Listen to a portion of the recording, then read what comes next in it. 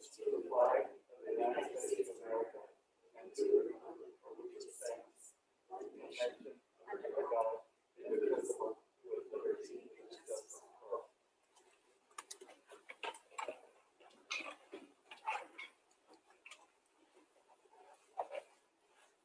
So this public hearing, the board has accepted written comment. There were no verbal comments.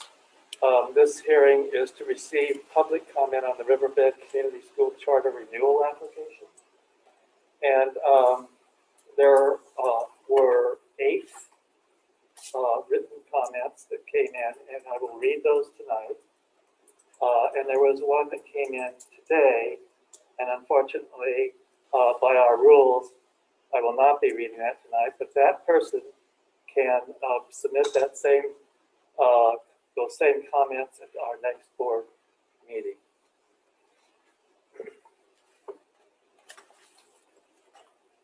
So these are the comments that came in.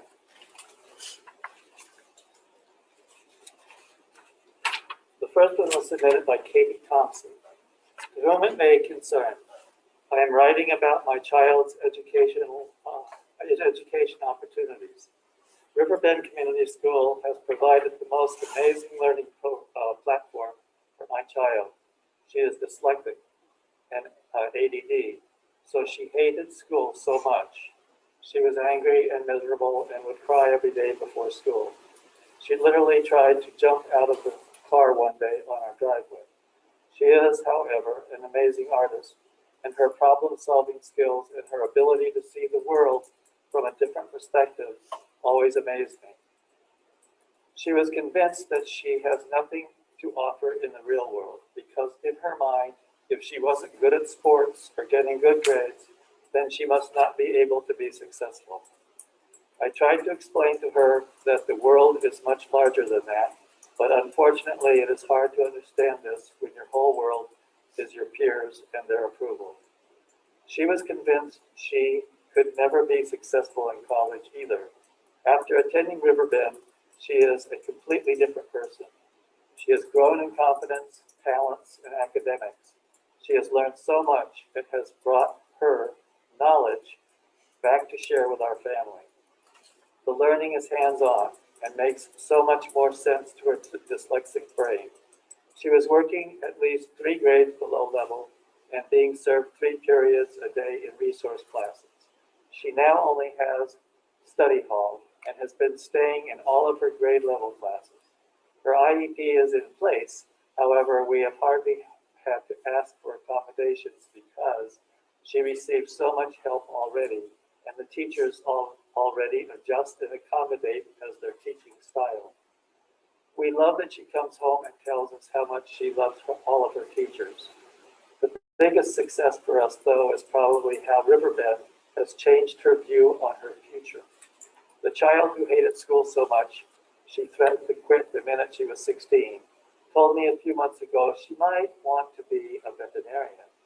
She knows it would be 6 years of college and a lot of hard work. And she said the words to me, I know, but I think I could handle that kind of schooling, and I think I'd really be good at it. Whether she becomes a veterinarian or goes to college, who knows? But she only now has the confidence to believe she is smart and capable enough if she desires. I don't believe she would have ever felt this way without having attended Riverbend. Thank you. The next testimony was submitted by Alyssa Nall, I think that's how it's pronounced. Her last name. Excuse me if I got that wrong. I was recently hired on with the Columbia Gorge Community College, where I became familiar with the work Riverbend is doing with students who may otherwise not be able to access the support and hands-on opportunities their schools offer. The entire staff is kind, compassionate, and dedicated to their community. Every interaction I've had with the students has been thoughtful, considerate, and extraordinarily creative. I encourage the board to vote for charter renewal, as it is a vote for the skill and strength of our community's youth. Thank you.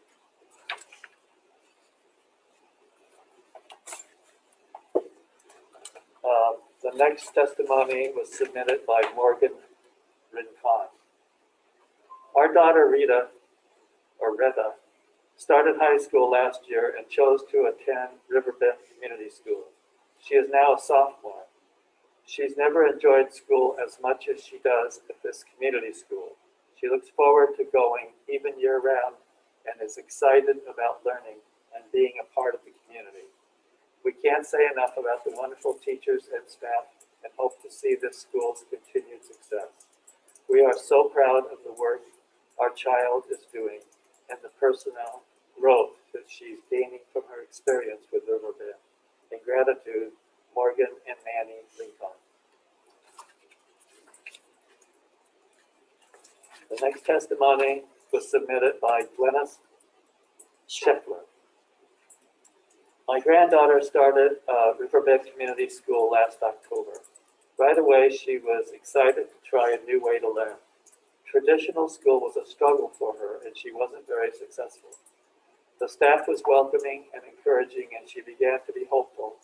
As time went on, she began to like school, her teachers and her classes. This was not her previous school experience. She rarely complains. Attendance is good. She claims to like all of her teachers. This has been an extremely successful experience for her. She's dyslexic and would never read out loud in her last school. Last month at a project showcase for the school, she read aloud for 2 different presentations. She has gained confidence in her ability to learn, take chances in the classroom, and loves not being a, quote, dumb kid, end quote. This school is going to make a difference in how she approaches her life after high school.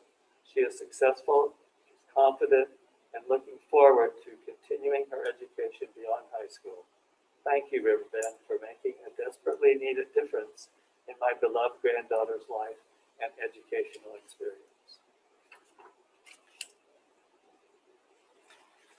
The next testimony is submitted by Michelle Aguilera. To whom it may concern, we would like to express our gratitude for the creation of the Riverbend School. Currently, we have 2 children enrolled as freshmen. We have tried various schools within the system, along with homeschooling, and it has been a struggle to find an environment in which they could thrive. Riverbend's style of teaching small class sizes, and teacher involvement with each student is a great fit for them. The teachers work together to meet the different needs of each student. Riverbend is a place of acceptance and inclusion, with no tolerance for bullying, and it's a valuable part of our school system. Our hope is that Riverbend remains a place where children can pursue their academic studies with an opportunity for success that may have eluded them in typical school settings. Our hope is that you will renew Riverbend's charter. Thank you for your consideration. Chris and Michelle Aguilera. The next testimony was submitted by Mindy Clausen. Our child struggled with a traditional high school.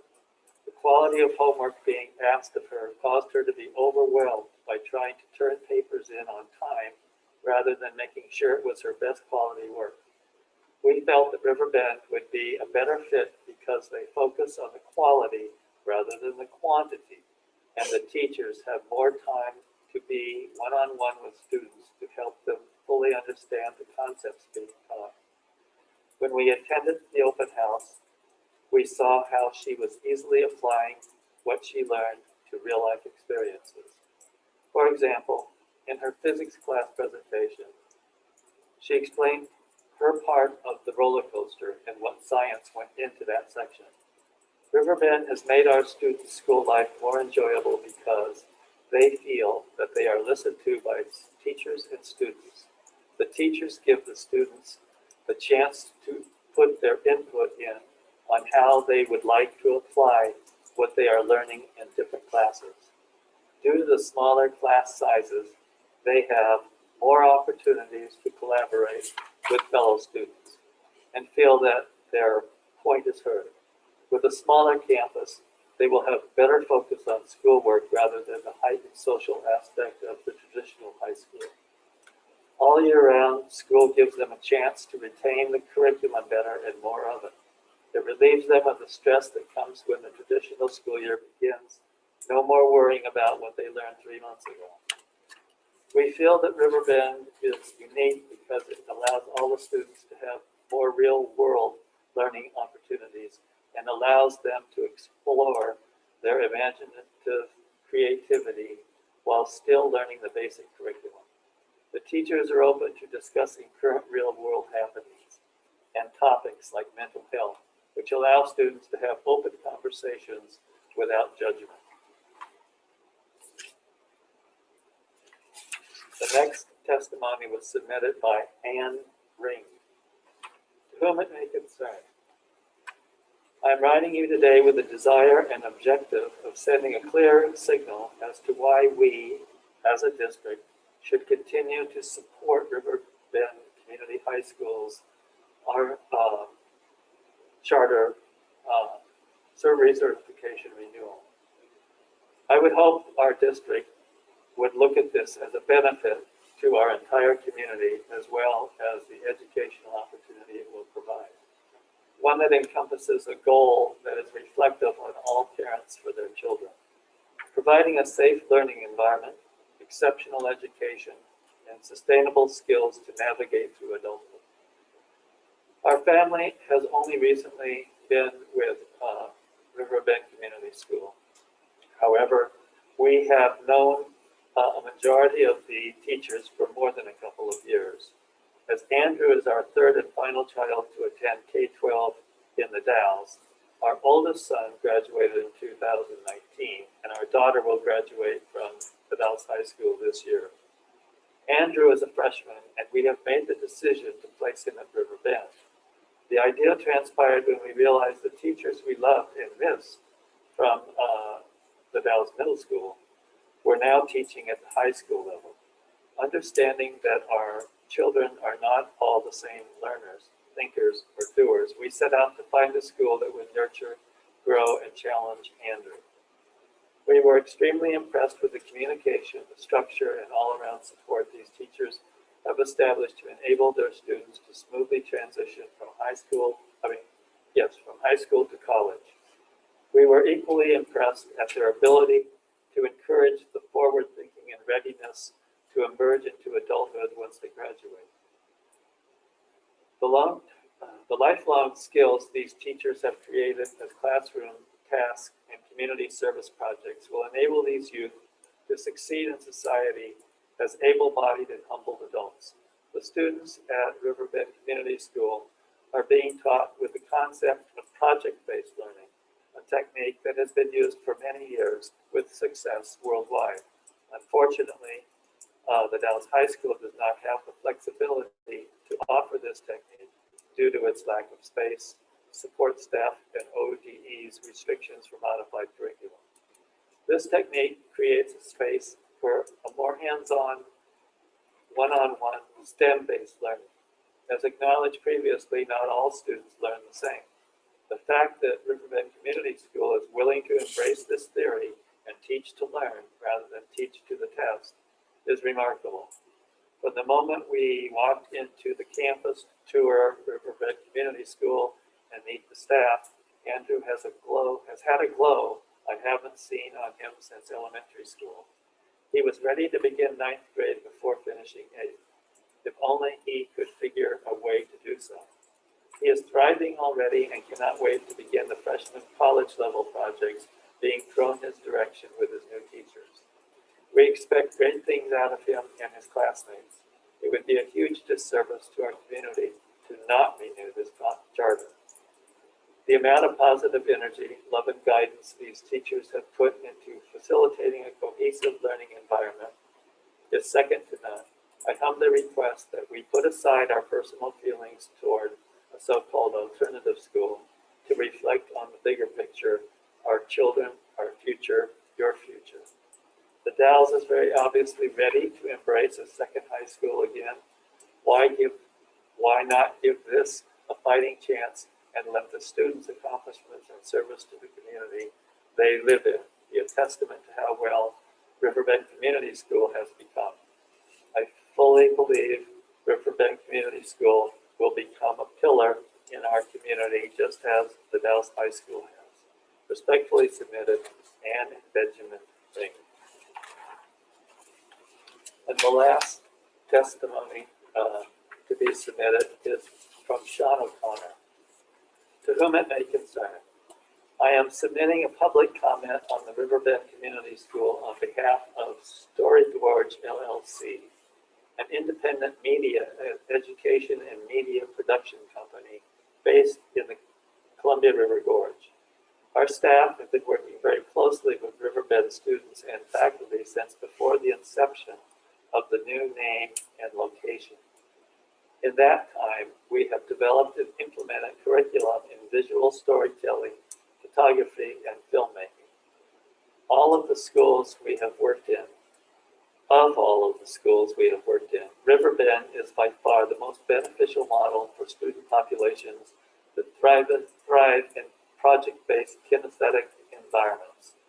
I have seen firsthand the tangible benefits these youth receive from the dedicated staff and approach to learning that fuels their ability to succeed and influence their professional futures. This model of education is imperative in the community so that students may find a place of support, and the future of our community will be stronger by empowering students through CTE education. The natural stair step from high school to college by default of location is unique and inspiring and will serve as a testament to what is possible for charter schools through the strong leadership found within Riverbend Community School. As a Wasco County resident, a school-aged parent, and a local business owner, I am in full support of the charter renewal for Riverbend Community School. Warm regards, Sean.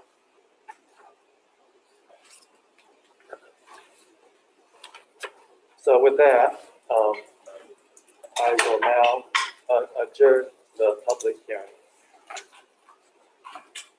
And I will call the regular school board meeting to order. I'll read the district mission and vision statement this time. So the mission statement: graduating all students to be college and career ready, challenging, inspiring, and empowering them to be healthy and productive citizens. And our vision statement: North Wasco is a premier school district. We provide students with a rigorous and relevant education, with schools performing academically in the top 5% of the nation. Our students are inspired by a talented, innovative, and highly effective staff that values continuous professional growth. Our district graduates citizens who are ethical and motivated to achieve their limitless potential. North Wasco is fully embraced by the community, reflecting its health and its well-being. Next on our agenda is the oath of office for new or re-elected school board members. So the first person is director position number 1, Rebecca Fizzleway.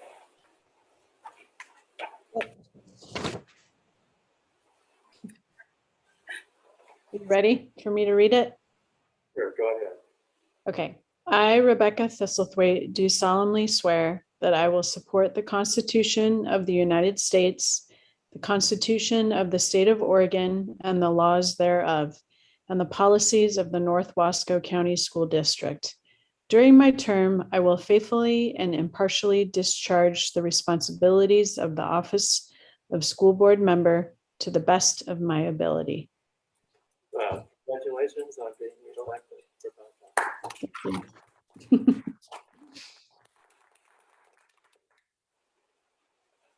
Jose, would you do that? All right. I, John Nelson, I, John Nelson, do solemnly swear do solemnly swear that I will support the Constitution of the United States, that I will support the Constitution of the United States, the Constitution of the State of Oregon, the Constitution of the State of Oregon, and the laws thereof, and the laws thereof, and the policies of the North Wasco County School District. and the policies of the North Wasco County School District. During my term, During my term, I will faithfully and impartially discharge I will faithfully and impartially discharge the responsibilities of the office of school board member the responsibilities of the office of school board member to the best of my ability. to the best of my ability. Congratulations, John.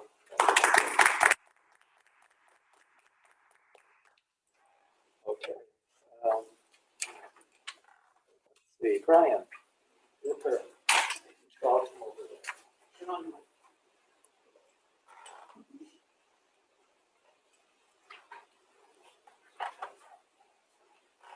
Brian.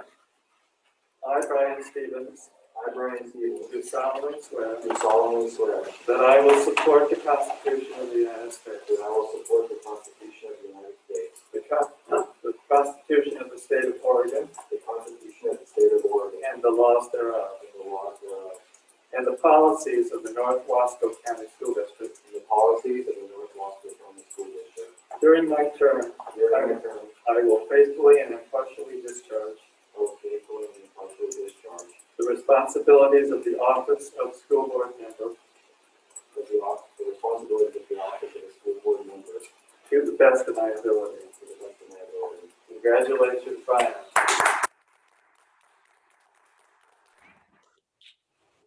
Okay, and the last person is Judy. I can read it like Rebecca did. Can you hear me okay?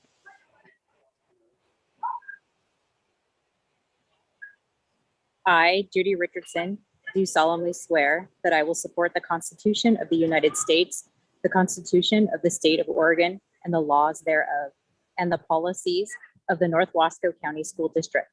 During my term, I will faithfully and impartially discharge the responsibilities of the office of school board member to the best of my ability. Congratulations, Judy.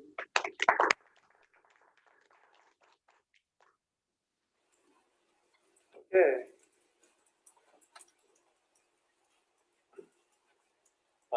The next item on our agenda is to review, or if anybody has a suggested revision of the agenda. Does anybody have anything to add to the agenda or change it anyway? Hearing none, we'll move on. Next is student staff recognition. The students are all on vacation, so there is staff recognition. And Carol, Dr. Carol Bernal, would you like to take that on? Yeah, good evening, everybody. I wanted to just recognize, we do have summer programming going on right now. So I did want to recognize our summer staff that is working this summer. I wanted to recognize our administrators who put together all the summer programming. Scott Whitbeck, our Director of Student Improvement, and Danielle Barriga, who is one of our teachers who is the coordinator over our Summer Rise program here at the Dalles Middle School. It's a really great K-8 program going on that I have visited now a couple times. I was back again today, and it's a great program. In fact, I was out there doing calisthenics during PE today with the kids, and then I played hopscotch with chalk hopscotch, which I was told I did very poorly, but I think it's because of the sandals I was wearing, and I told them I'd be back with my tennis shoes.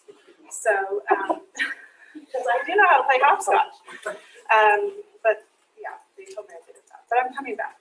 And then Kurt Evans and Phil Williams, who have been overseeing our high school credit recovery program, and I visited that program as well, and had some really great engaging conversations with our high school students that I really enjoyed. And then Kara Black, our CFO, who has undertaken a great enrichment program we have going at our Discovery Center. And I haven't yet visited, but I'm actually going out next Tuesday to visit that program. So I'm really super excited. And then a super huge gratitude and thank you to all of our teachers and support staff and parents for getting their kids there every day. We really appreciate it. They're all great programs, and I think our kids are really benefiting. So, thank you. The next item on our agenda is comments from the audience about non-agenda items, and there were no comments submitted either in writing or anybody who wanted to speak. So that leaves us with the next item on our agenda, which is Special July Board organizational designations. And the first action that we have to take is election of the board chair. So with that,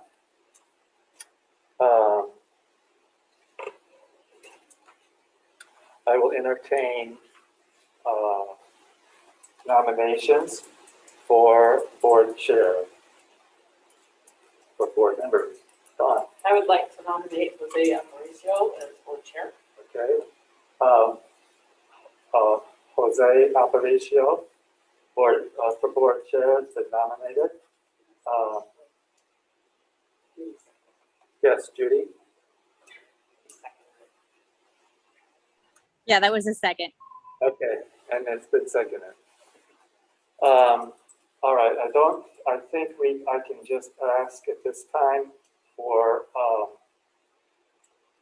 if there's any other nominations. So I'm gonna ask for the first time, are there any other nominations for board chair? A second time? Are there any other nominations for board chair? And a third time, are there any other nominations for board chair? With that, by acclamation, Jose Aparicio, you become our next board chair.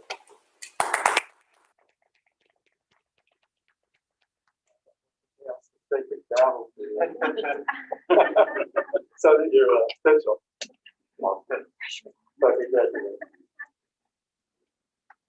Thank you, everyone.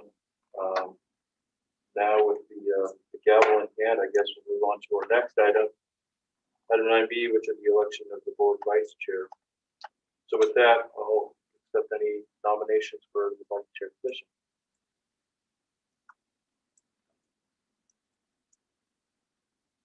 I would like to nominate Dave. Okay, moved and seconded to nominate David Jones for the vice chair position. Any other nominations?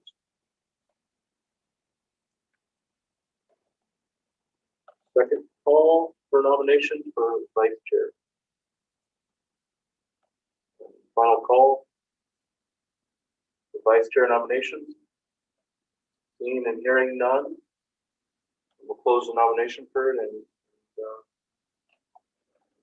yes, if no objections, then we will accept the nomination of Dave Jones as vice chair for D21 board.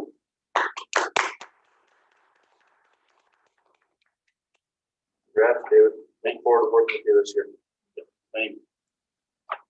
All right, our next item 9C is the approval of our annual board organizational chart for the 2021-2022 school year. Is there any comments or is there a nomination?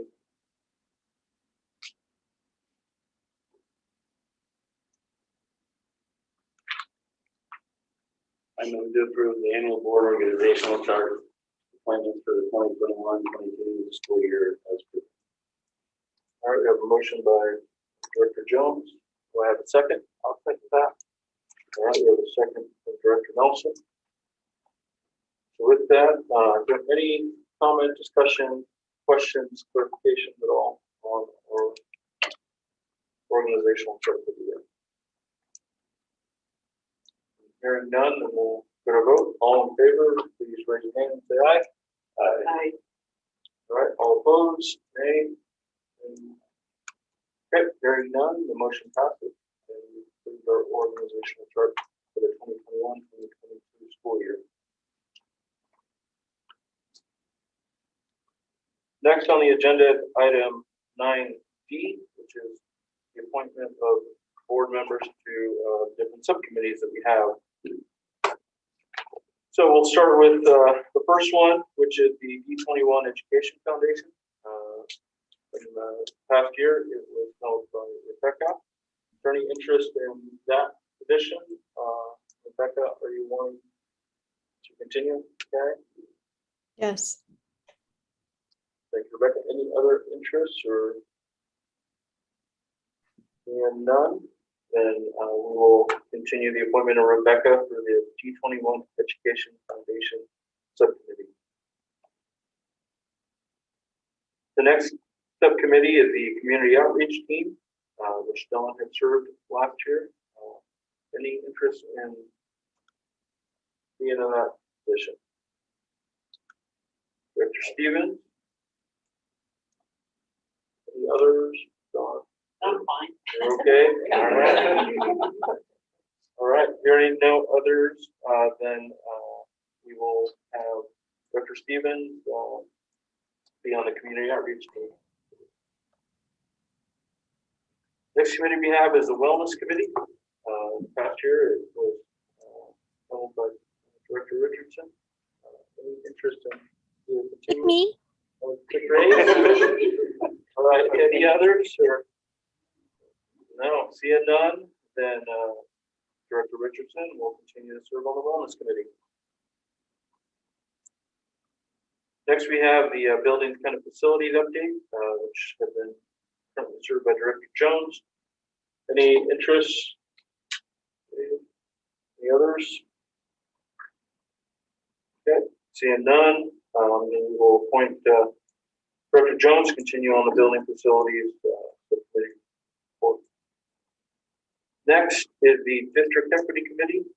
Any interest in pursuing that? I served in that capacity, but looking to continue this year. Dawn?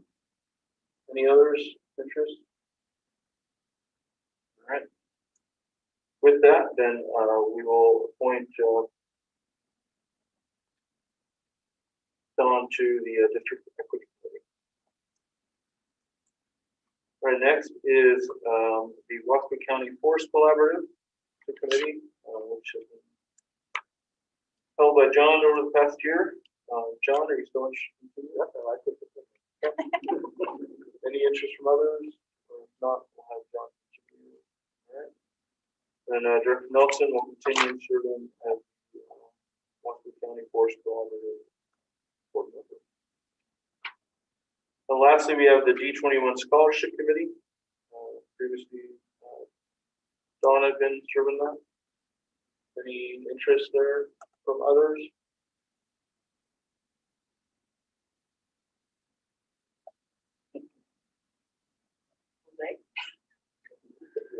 No one. I will raise my hand for it. All right. Hearing none, I will self-appoint. That's doable. Okay, I don't know the law of the scholarship committee, but I assume you'll have your principal as the chair. So having a little more background in this meeting, I'll have to do second to do that. Is Kurt still on? Yeah. We can give a quick.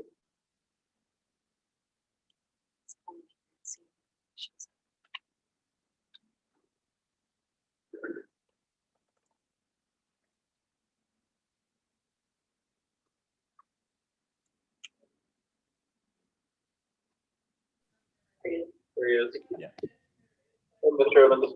Hey, everyone. Good to- What was the question about the committee? Yeah, what it entails and kind of the commitment and with Mr. Stevens. Sorry, Jose, can you say that one more time? Yeah, I just wanted to get more information on what it all entails to be on the scholarship committee. Yeah, so there's one, I'm an ad hoc member of that committee, of the Scholarship Foundation Committee as a high school principal. It requires one school board member to be a member of that committee as well. So there's a couple of meetings, a few important meetings that there's a one in the fall, there's a January meeting, and then the meeting in April is when we approve all of the scholarship recipients and vote on those. So basically you review all of the different types of scholarship. The board reviews all the different scholarships that are out there. There's dozens of them. They all have different conditions and requirements and things like that. So there's an attorney in the community. There's a member of the financial community, a member of the community that's part of the financial community, and that's all part of the board. So that's what it is. But it's about 4 or 5 meetings per year is the commitment on that. Awesome. Thank you, Mr. Evans. I can do that. Do that. All right. So with that, we will have Director Stevens on the D21 Scholarship Committee.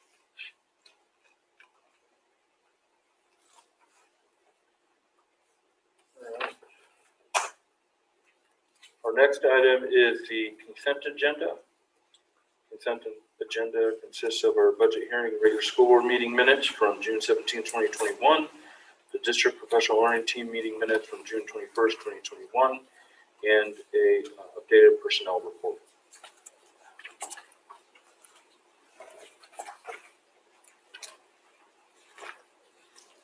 Any discussion? If not, I'll entertain a motion to accept the consent agenda.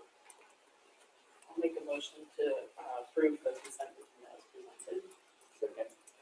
Okay, it's been moved and seconded. Any discussion before we vote? Was that John or Brian? You said, David. or David? Thank you. All right, with that, all in favor, raise your hand and say aye. Aye. Chair votes aye. So motion passes. Next on the agenda is the board action calendar review. So with that, we're looking at July, which is the meeting we're having currently. Any adjustments or things moving forward that we'd like to see in July, or does what we have kind of seem appropriate? All right, seeing nothing, we'll look at August. And so I did want to say, typically in August is when we host our annual board retreat. And given that our superintendent, Dr. Bernal, has just kind of started, it doesn't seem appropriate to kind of have that meeting. As you recall, this is our meeting where we kind of set our goals for the year and kind of start looking forward and ahead. And so talking with Superintendent Bernal, we think it makes sense to kind of hold off a little bit just to give her an ability to start the school year, kind of learn more about our buildings and whatnot. So tentatively, we were kind of thinking that October seemed a little more appropriate so that she kind of had the ability to see our buildings in action, so to speak, so that then we can more appropriately kind of consider what the goals for the upcoming year are. So we will not be changing kind of our yearly calendar. It's just this year will kind of be an exception to that, in which we'll have the board retreat. So with that being said, we'll start working on the board retreat agenda.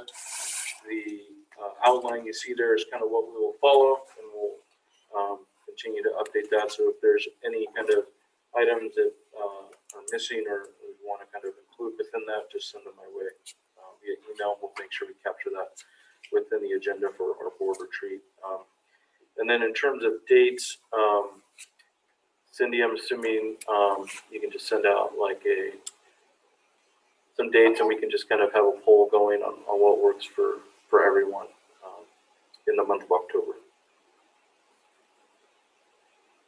All right. Any comments or anything on just August in general, or regarding the retreat? Is this going to be 1 day or 2-day retreat? I think it'd be nice to go back to just a singular day. I think it depends on the agenda, really. I think that's what prompted this past year to have it be a 2-day event as opposed to a singular day, but it'd be nice to get it done to a singular day. Agenda dependent. Any other comment or discussion? All right, next item on the agenda, just or discussion around legislative advocacy, and I don't have anything at the moment. I mean, with the legislative session that ended, there's a lot of legislation coming our way, but no no real update at this point. Next item on the agenda is the school board subcommittee reports. We had some shifting of folks. Is there any update from any of the subcommittee reports? Probably as we get in the swing of things, have more. Okay, I'm seeing none. So with that, we'll move on to new business in the agenda, starting off with the superintendent's report.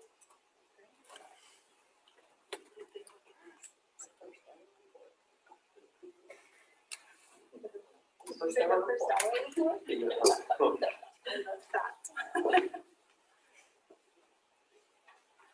Share my screen, guys. Well, thank you so much. It's great to be here tonight with all of you and we're sitting together. I wanted to share tonight a little bit with all of you. Just a little bit about my entry plan as I make entry here into the district, and share with you a little bit about my thoughts about my first year here on the job and kind of how I think I'll be spending my first year with all of you here in North Wasco and in the school district. So it's a little lengthy, but I'll try to breeze through it because I know you're all good readers. So of course I shared our mission and vision, and Cindy, sorry, next slide. Cindy, keep up with me. Thank you, John, for reading that earlier for us. Yeah. I won't read it. So really the purpose of a superintendent's entry plan is really so I can define for all of you the intentional leadership actions that I'll be taking as I transition into my first year here as the new superintendent here in North Wasco County School District 21. And that process really includes a variety of inclusive strategies that will build upon the current successes already happening here in District 21. It will also help me to identify areas for growth and also help us together look towards the future as we collaboratively develop plans for the next 3 to 5 years. My entry plan also outlines specific goals and strategies that provide me opportunities that will help me learn as much as I possibly can about the students and the families, the employees, the community, the stakeholders, and also the history that make up this school district. My approach really is about listening, learning, and leading. That really is how I am as a leader. I always first strive to listen. I do a lot of learning as I listen, and then I take all of that information and I lead. So I will listen to all stakeholders so I can, in order to develop a more thorough and better understanding of this district, its strengths and areas for growth, and how I can best serve and lead this district. I will be learning about all of our stakeholders' aspirations and hopes and the dreams for our students, the educational future that we want to build together. I hope that we can all engage in authentic conversations that center around honesty, open and respectful dialogue about the next steps our district should take. And then I will be synthesizing all of this learning from all the multiple perspectives throughout this process so that I can develop a plan of action. So there's a lot of people that I need to talk to that I've already been talking to. That includes a lot of internal stakeholders and a lot of external stakeholders. And this list is not inclusive. I'm sure there's many more that I've missed that aren't all on this group, but I tried to think of as many as I possibly could and try to list them here. And I missed some, I apologize, but I tried to think of all the ones I possibly could off the top of my head, and I'm sure there's many more. But the point is that, you know, I have an open door policy, and I plan to talk to as many people as I possibly can, because to me, knowing as much as I possibly can only benefit me in knowing how to better lead this district. So I kind of set out for myself, really I identified about 4 goals for myself that I've set out for myself this year. And I know together with the board, when we have our board retreat together as a team, we will also be setting goals together. But these are more my personal goals for myself this year. So my first goal is about building trust with all stakeholders. I want you to know that I am a superintendent who is highly accessible. And for me, accessibility leads to ongoing input, both from internal and external stakeholders in the district. And I believe that those encounters can and will happen through both regularly scheduled meetings, which I know there'll be a lot of those, but it also happens through spontaneous interactions. Just when you're out in the field, you're talking to people, you're out in the community, you're in the grocery store. It's unavoidable, right? People will see you and they'll want to talk to you. And that's all good information. And as appropriate, I will be using all of that information gathered as I develop and implement action plans that hopefully will result in positive change.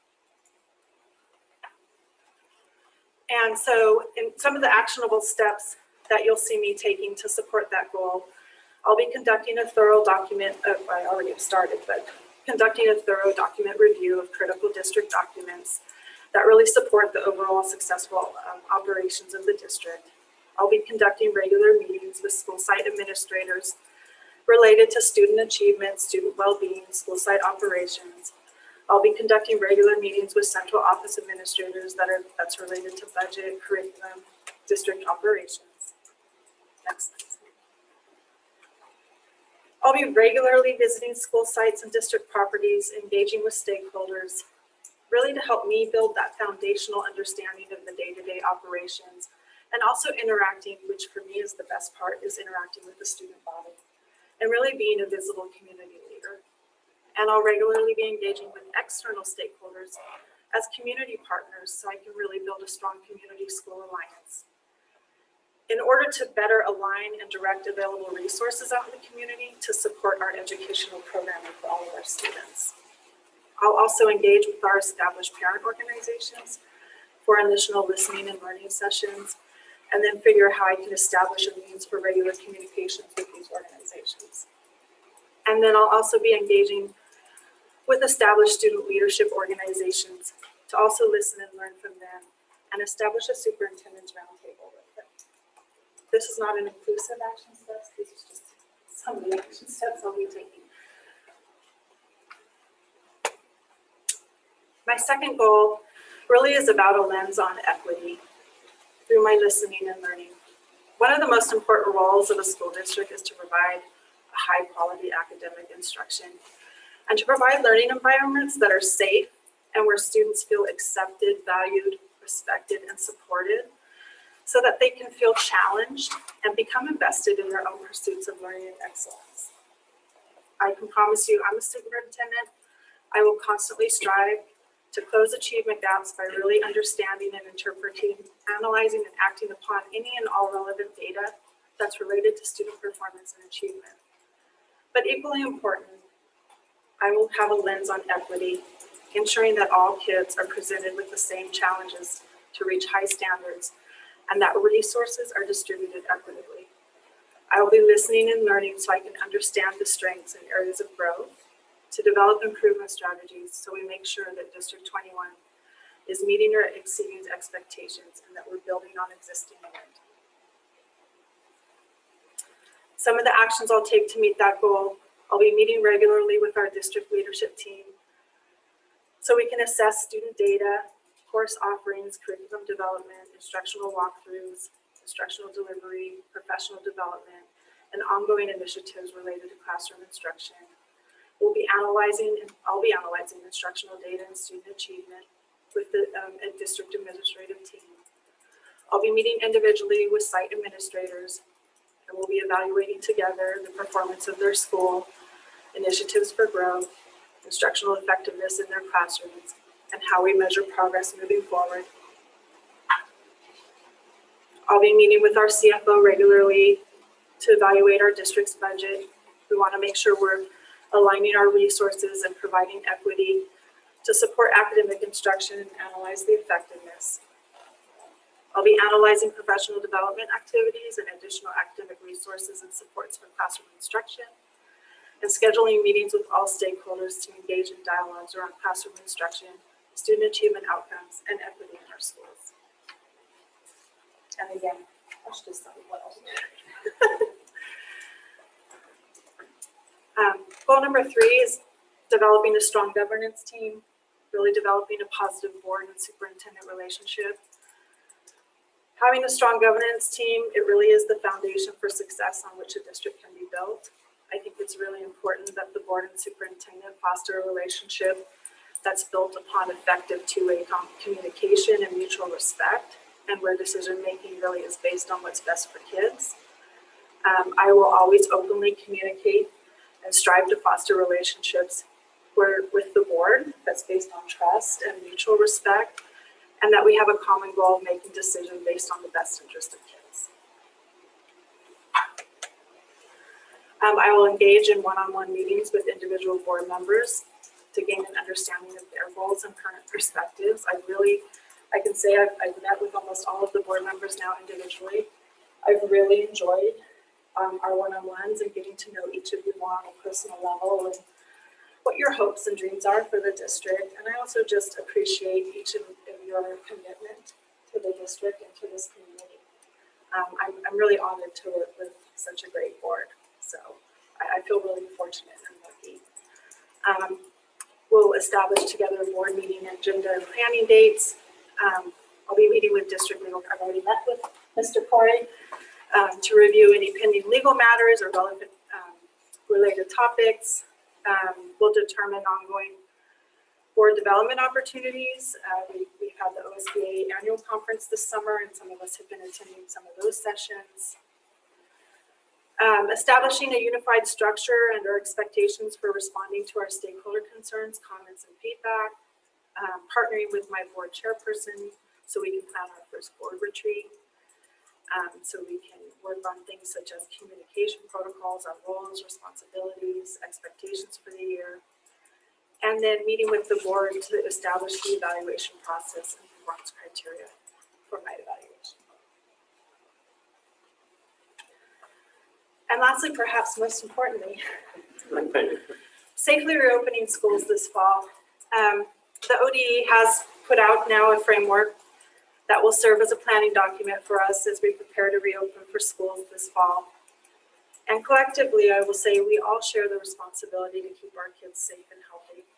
And I am fully committed to working collaboratively with all of our stakeholders in the community to make sure we can safely reopen our schools this fall for full-time in-person learning every day. So some of the things I'll be working on with my team is we'll be ensuring our reopening plans include goals for safety and wellness, that they include a focus on health and well-being opportunities for cultivating connections and relationships, that our plans prioritize equity, and that they include innovation. I'll be meeting regularly with our district administrative team to plan and prepare for reopening. We want to make sure our reopening plans include all mitigation measures that optimize and create safe and healthy learning environments for our students and adults. We'll be engaging in weekly meetings with our public health department to review our mitigation measures, receive updates on county data related to COVID, and guidance and support for implementation of our mitigation measures, contact tracing processes, and communication efforts to our community. We'll be communicating reopening plans and any updates or changes to our reopening plans to our stakeholders in a timely manner. And I'll make sure that we're providing ongoing support and resources to successfully implement our reopening of schools, and that we address our targeted areas of learning loss. And we'll also make sure that we're developing contingency plans so that we address the varying and unique situations and circumstances that can and they will happen. They will happen during the course of reopening, so that we can make sure that we have continuity of instruction for our kids and also for the overall operations of the schools in our district. And again, as I said, with all of these goals, these are just some of the actionable steps that we'll be taking to make sure we meet these goals, or that I meet these goals. Phases of my plan, just really, I'm making entry. I will be giving a status update in January of how I'm progressing towards these goals. And then in June, I'll give a summary report. Personally, I think I'm good. And lastly, or just in conclusion, as a leader, my values and my principles that guide my decision-making in our district as I set out to accomplish these goals really have developed throughout my career as an education and as a servant leader, really are just about who I am as a leader. And the values that I am as a leader are listed below. I'm a student-centered, growth mindset, equity-driven leader. And you'll see it in my actions and decision-making every day. I'm about establishing positive relationships and having open communication. And I try to do that by building trust and gaining support with all of my stakeholders. I establish high expectations for all students, teachers, and staff. I lead with ethics, character, and moral integrity. I believe in being accountable to all stakeholders with frequent and transparent communication. I believe in being very supportive of my administration, teachers, and support staff, so I make sure that I'm ensuring their success. I do believe in interrupting disparities in access to a high-quality education for all kids, and ensuring equitable access and outcomes for all kids. And finally, striving for continuous improvement from the ground up. And finally, I just want to say thank you to anybody who's listening out there and to the Dallas community just for really welcoming me so warmly. It's been a pleasure since I've arrived. Everyone has just been very welcoming and nice, and I just really appreciate everything that everyone has said as I've arrived, and I'm really looking forward to this year and leading the district. So thank you. Thank you for that report, Dr. Bernal. Any comments, questions?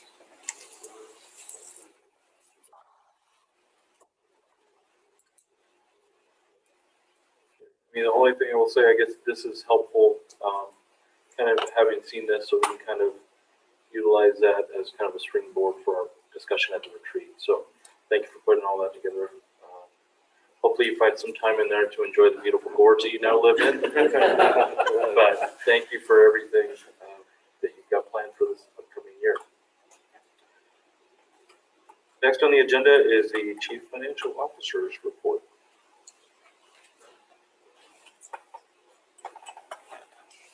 Hi, I included where we're currently at with our fiscal year-end reporting. Mind you, it's still going to take another probably 60 days to finish closing out year-end, but the next month will be the majority of that work. If you look at the expenditure status report where it relates to how the budget is coming out, there's not any concern that we're overexpending any budget areas, which is certainly one of the areas you guys will want to make sure and look at, so rest assured there. When you look at the balance sheet and the transactions, some of these we are still waiting on revenue resources, and specifically that's going to be, sound like a broken record, but grants, state and federal grants, and nutrition services is lags behind because of meal and nutrition reimbursement. I will say the positive news is since I made this report, and the revenue that we'll receive our nutrition services fund without any additional money sent to it will probably end with an $8,000 positive balance, which is great news to me. Small wins are wins. So I'm going to take that, which means, even though we had less meals distributed this year, we were able to still keep the same staff on board and keep the program going. And they were working hard and long hours. So our nutrition people are appreciated, as well as all the areas. I won't say that. The roll-up balance. The interesting thing, and mind you, from last month or the month before when we talked about it, there's only the goal is to only book the 11 state school fund payments in this last fiscal year, so that all next year's state school fund payments are booked within the year it's received. It's not a practice that you have to fix. It'd just be cleaner for the type A's like Kara. My poor ladies in the office are getting a feel for that. But given that, it technically isn't short, but it's still looking like it's squeaking right in there to make that adjustment. So we're still looking at $250,000. I'm still waiting on the last 60 days of property tax payments from the county. They've been very diminished. So I might actually just set up a meeting with the county and go over those numbers and see what it is, what patterns we're seeing, what our year-end data will really look like. One, and two, we don't have the federal forest fees in the common school fund. It's about 200,000. So we're still waiting on a good chunk of change to come into that fund. So still pending all of that. Those are my caveats. Otherwise, everything looks good. By the end of the year, we will have all the revenues we need for all of the grants. It just takes, ODE. It's always a reimbursement basis, which just is what it is. So we're always battling that uphill effort. So this is tentative, kind of early numbers, just where it's at. Is there any tentative questions on this before I keep going? One of these days you will. We will. I've been including the federal relief funds is what I'm going to call it. And of course that's ESSER 1, 2, and 3. And ESSER 1 has CDL money, which is a culmination of a couple of pots. But just as a report, it's something we have agreed to provide our union, and the best way for us to do that is also included in our board report and go through that. We will likely finish spending all of the ESSER 1 money. One, to assist us in keeping that general fund number there, and two, it's easier to close that out. And then we'll look at ESSER 2 and ESSER 3 is going to require a little more information and planning and community collaboration to get that fully off the ground. And of course, the new superintendent, Dr. Bernal, will have some input on that, and we'll start working on that, I'm sure, very soon. And in the financial report, I wanted to note a couple of things. I find where I am. That's two papers. Yeah, I made some notes on what I kind of recapped for you as property taxes we're waiting on. A couple of things with the school academic enrichment funds. I'll give you a final report next month. The things I need to add on here, and I will, is we do have the migrant program that we're in collaboration with the Columbia Gorge ESD that is going on at Dry Hollow, of course. And it does look like, talking with Jonathan Foss, they've had about 200 participants in that program, and they have 70 to 130 every day at Dry Hollow for that period. But they are also starting a Native American summer school program. We're going to do, they're doing 3 days next week, Monday, Tuesday, Wednesday. I heard that right now they have 13 students signed up to do that, and they'll also do that at Dry Hollow next week, so that's exciting. And I'll give you a final report of how many students we've had in the high school and the K-8 summer school.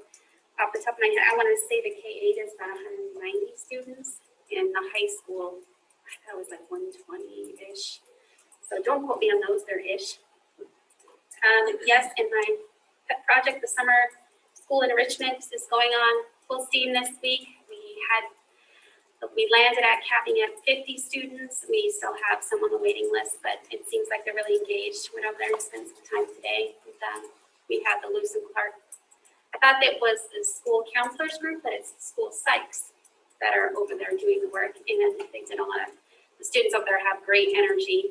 And it's interesting, they are definitely worn out by the end of the day. So in the fall, when we go back to school, the kids will have to adjust, and all of the adults. So it'll be interesting, but it looks like everybody's having a ball. It's really exciting to see, and pretty excited about the whole thing. And as we close up fiscal year end, I'm hoping to do a written report with more of that information, what happened through the last year. It's kind of something I usually do. So if you have thoughts or ideas that we've talked over the year, what you think would be interesting. The only other comment I want to make is we are continuing progress on the Dallas Kurtz High School gym.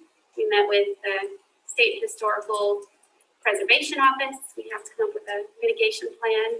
A little bit of the exterior of the gym is going to look different. Specifically, the windows are the concern, because that sort of changes the architecture. It wasn't incredibly concerning to them, but enough that we need to have some sort of mitigation plan. So I'm starting work on that, but still moving on that, getting parts, pieces, things are backlogged a little bit, but they're still moving forward. We're still hoping to be on task and on time. And so far, both Griffin Construction and CCS have been great. So good selections, and we're continuing to move forward. We also have that bullpen work going on. It's been a little more work than we thought initially, but we'll get there. We now have to put in a, what do you call it, a handrail, because there's kind of a dip there. Not kind of, it is a big dip. So we'll get that put in, and it, when you look at it, it's like, anyway. So still have that working, and our goal is also to do a facilities review. I'd like to do a review with the next incoming athletic director and look at the fields and start making plans on what we want to, of course, with maybe some people here, do a plan of what we want to really start looking at for orders and repairs of anything we want to do with works of facilities and sports complexes, so to say. But that's kind of a long story short. I don't have student enrollment, but I will have you some numbers of summer next time. All right, thank you for that. Spot, any questions for her, or comments? Only thing I had, just, and it may not be fully developed, so if it's not just a, you know, but for the ESSER 3, do we have an idea of kind of what the public input will look like, or how we're going to kind of go about that to get that input? Yeah, so part of the compliance with that with the federal government is the SIA plan and how the district has gone through that. So we're going to, we do, I think, have to have still some sort of public input, and I have it on the webpage if anybody has thoughts or comments to let me know. But we also need to give Dr. Bernal an opportunity to look at that and come back around with any adjustments or tweaks, because it does require the 20% learning loss plan, and we do have to go in for that. So more to come. More to come, yes. Yeah, and I would say I'll probably work with Mr. Whitback, our Director of Student Improvement, and looking at the learning loss apportionment, and then how we go about getting feedback from our stakeholders and how we can realize those points and come up with a plan and we'll bring that back to you. Any other questions, comments? I do have to have one more thing, and it's Yep. also in your packet, but with all our summer school money, one of the things we have to do is transport food a lot. So we were able to obtain a refrigerated truck from the local Toyota dealership. It's coming. Okay, it's next. It's coming out. It's coming. All They right. gave me too much caffeine. Thank you so much for your report. I can't forget. I promise we won't. Okay. Next on the agenda is a board attorney's report. Anything with report? No, it's important to get back to the refrigerator truck. No, I don't have any report. All right. So with no report from Mr. Corey, now we'll move on to item 15A, which is the purchasing of the refrigerated truck. Ms. Platt, you want to tell us Yeah, more about this this truck is really important. I'm really excited about this. I am really excited about this truck. Yeah, it's very cool. Yes, we were able, yes, to work with a local dealership to purchase this 2015 Isuzu refrigerated truck. It's great. We don't have a refrigerated truck in the district, so hauling food was a little problematic, and this will make it much easier. In addition, we had approval from ODE to use our summer school money, which was part of the reason why we wanted to get this in use, and it is. If you see it out on the street, it's perfect. So I'm requesting you guys approve the purchase of our refrigerated truck. All right, thank you for that. Any questions, comments regarding our refrigerated truck? Seeing none, I'll entertain a motion. I'll move to approve the district purchase of a 2015 Isuzu refrigerator truck. The license, the identification number on the truck is JALESW167F7900194 for the amount of $45,346.19. Plus titling fees to be paid with 75% state grant funds and 25% federal ESSER 3 funds. All right, we have a motion from Director Nelson. Second. All right, second from Director Jones, any comment, discussion? No, we'll move to a vote. All in favor, please say aye. Aye. Chair votes aye. Motion passes. Thank you. All right, next on the agenda is an update to our policy IHGA. It's the AR for alternative activities to earn credit. Kurt, are you there? So, Mr.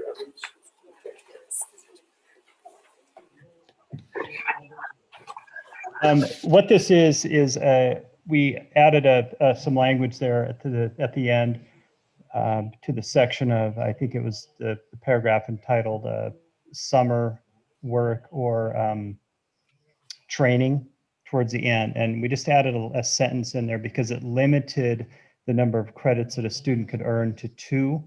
And we wanted to add a section in there for those students that attend basic military training in the summer. Sometimes it's rare, but sometimes students will, at the end of their junior year, they'll attend military basic training and then come back at their senior year and graduate high school. And so what we wanted to do, it's called the Oregon Plan. The National Guard came up with it, and it's endorsed by Department of Education. So we wanted to just allow for 6 credits, basically is what the Oregon Plan is. So we just added that sentence in there that says, you can see where it says those that complete basic military training before graduation can earn more than just 2 credits for that. So that's all that is. So that's the meaning behind that, just to give those students an opportunity. But this is an administrative rule, doesn't require board action. It's just information only. That's what that is. Thank you, Mr. Evans, for the explanation. Any comments, questions?